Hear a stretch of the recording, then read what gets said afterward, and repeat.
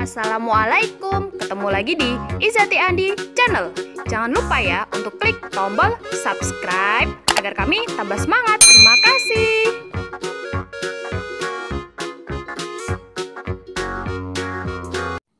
Assalamualaikum warahmatullahi wabarakatuh. Anak-anak, bagaimana kabarnya? Semoga semuanya dalam keadaan sehat walafiat ya. Tetap semangat dalam belajar di rumah.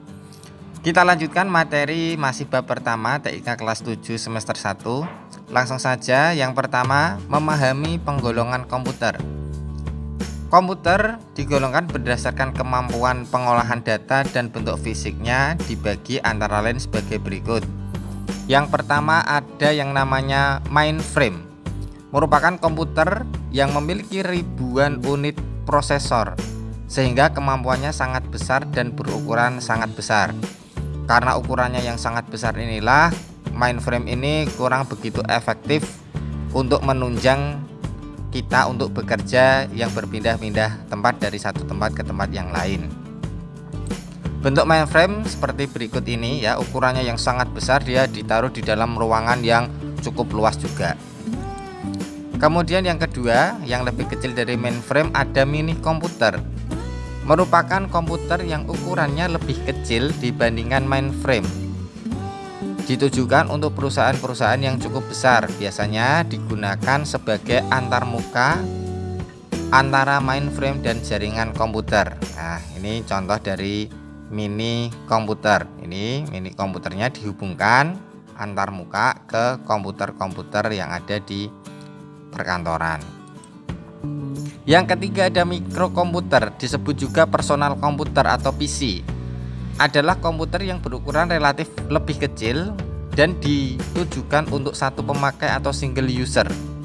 Dengan menghubungkan PC yang satu dengan PC yang lainnya dapat membentuk suatu jaringan. Personal komputer terdiri dari ada monitor, keyboard, mouse, dan CPU atau Central Processing Unit. Personal komputer dapat berbentuk tower atau desktop. Tower merupakan komputer yang memiliki casing diletakkan dengan posisi berdiri. Sedangkan desktop merupakan komputer yang memiliki casing diletakkan dengan posisi tidur. Contoh mikrokomputer atau PC adalah sebagai berikut ya. Ini namanya CPU, Central Processing Unit. Ini layar monitornya, ini keyboard, ini ada mouse. Oke. Yang keempat ada komputer portable. Adalah komputer yang berukuran lebih kecil daripada PC sehingga mudah dibawa dan dipindahkan. Menurut perkembangannya, komputer ini lama-kelamaan berukuran sangat kecil, seukuran telapak tangan. Macam-macamnya, yang pertama ada Desktop.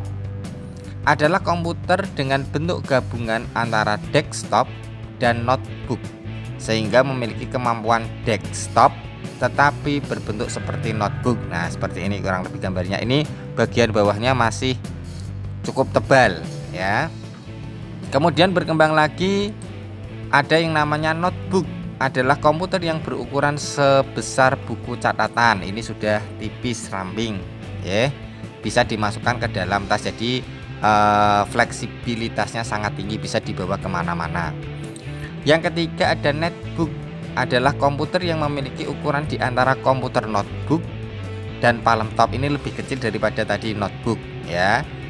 Sedangkan yang disebut palm top itu seukuran telapak tangan seperti ini ya.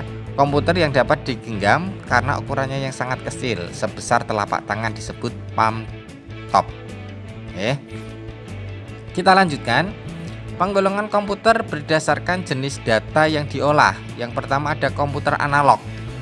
Digunakan untuk mengolah data kualitatif yang berdasarkan input dari keadaan lingkungan yang nyata, bekerja secara kontinu dan paralel. Nah, ini misalnya ya. Ada alat pengukur misalnya listrik, ada multimeter, voltmeter. Nah, itu termasuk komputer analog.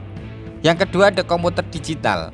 Digunakan untuk mengolah data kuantitatif berupa angka, huruf, kombinasi, huruf dan angka serta karakter khusus berdasarkan input dari pulsa elektronik. Nah, ini Ini komputer digital hampir sama tadi dengan yang namanya personal komputer atau PC. Yang ketiga, ada komputer hybrid, merupakan kombinasi antara komputer analog dan digital ya. Misalnya ini ada peralatan di bidang kesehatan, misalnya ada USG untuk USG, kemudian untuk rongsen, kemudian mungkin untuk mengukur EKG detak jantung. Nah, itu menggunakan komputer hybrid seperti ini ya. Selanjutnya ada media jaringan informasi. Yang pertama ada media kabel ya. Media kabel mempunyai keunggulan yaitu kondisi jaringan yang dibangun lebih andal dan kapasitas kabel yang mendukung lebih besar. Jenis-jenis kabel ada berbagai macam, diantaranya yang pertama ada kabel twisted pair, dikenal sebagai kabel jaringan ya. Ini kabel jaringan atau kabelan ya, biasanya disebutnya seperti itu. Harganya relatif lebih murah, digunakan untuk jarak yang tidak terlalu jauh, misalnya antar ruang per ruang, mudah terpengaruh oleh gangguan dari luar. Kecepatan datanya sekitar 10-16 Mbps, megabit per second. Gambarnya seperti ini. Kemudian yang kedua ada kabel koaksial. Nah, umumnya digunakan pada televisi ya, kabel televisi ya. Kalau tidak salah namanya kabel booster, sama tidak ya, kelihatannya sama dengan kabel booster ya. Digunakan pada televisi, digunakan untuk jarak yang relatif lebih jauh. Kecepatan datanya tinggi, 30 megabit per second.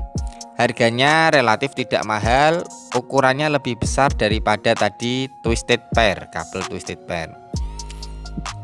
Yang ketiga ada kabel fiber optik.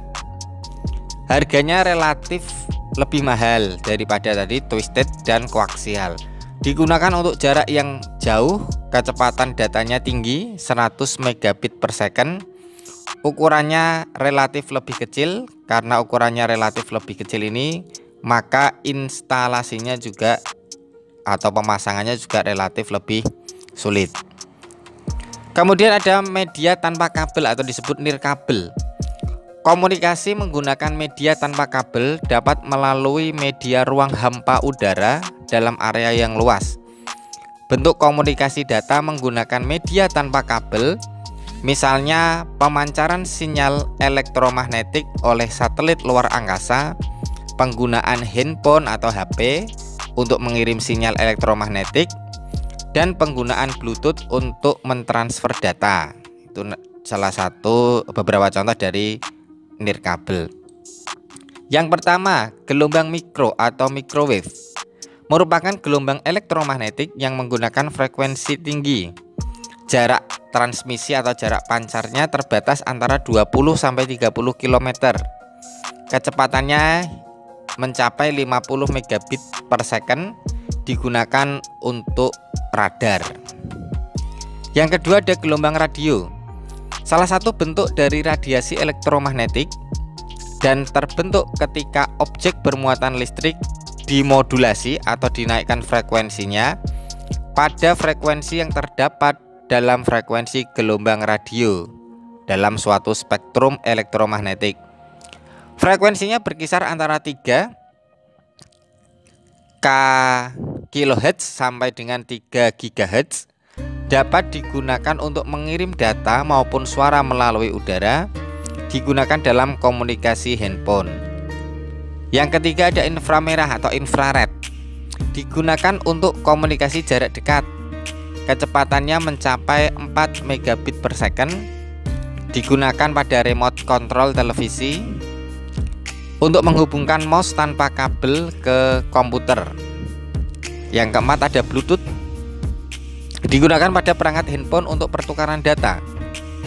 Juga digunakan untuk membentuk jaringan komputer. Prinsip kerjanya berdasarkan jaringan komputer.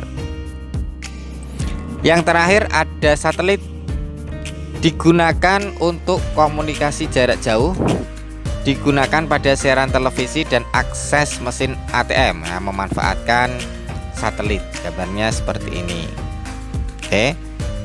Untuk materi bab pertama selesai sampai di sini. Apabila masih ada yang perlu ditanyakan, bisa tinggalkan pertanyaan di kolom komentar. Tetap semangat belajar meskipun dari rumah ya, tetap jaga kesehatan, patuhi protokol COVID-19. Kurang lebihnya mohon maaf. Sekian, assalamualaikum warahmatullahi wabarakatuh.